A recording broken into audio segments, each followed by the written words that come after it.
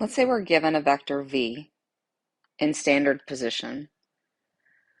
Let's think about theta in general, same way we've been thinking about it, where theta is some angle on the interval from 0 to 2 pi or 0 to 360 degrees, and it's positive when you go counterclockwise.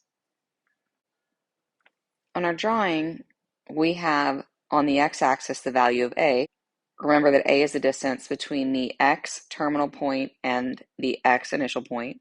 B is the distance between the y terminal point and the y initial point.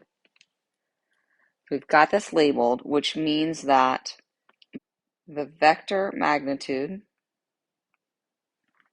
is labeled here. That's what looks like the hypotenuse of this triangle that I've drawn. Remember that the magnitude of the vector v is found by taking the square root of a squared plus b squared, because a is the distance between the initial point and terminal points x values, and b is the distance between the initial point and terminal points y values. We can also relate theta by using the fact that the x distance is a and the y distance is b.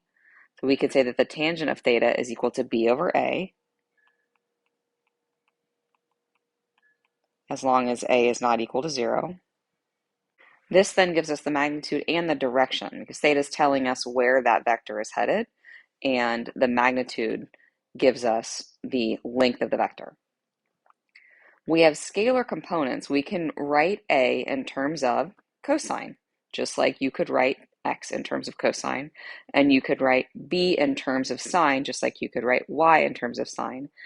Before, we had r cosine theta for x and r sine theta for y, and r is the same thing as the magnitude of the vector.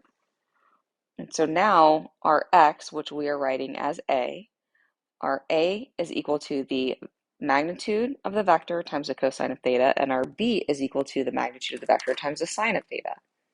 We could then write our vector in component form of ab as magnitude of the vector v times the cosine of theta for a, magnitude of the vector v times the sine of theta for b.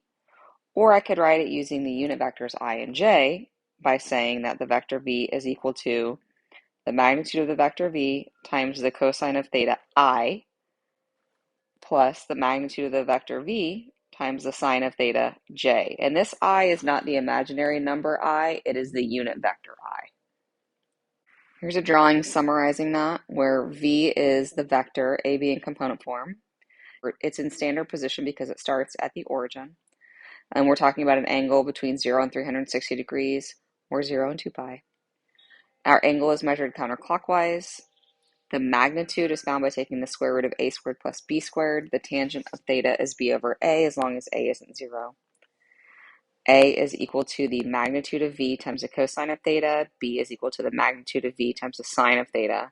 And we can write that in component form or using the vectors I and j.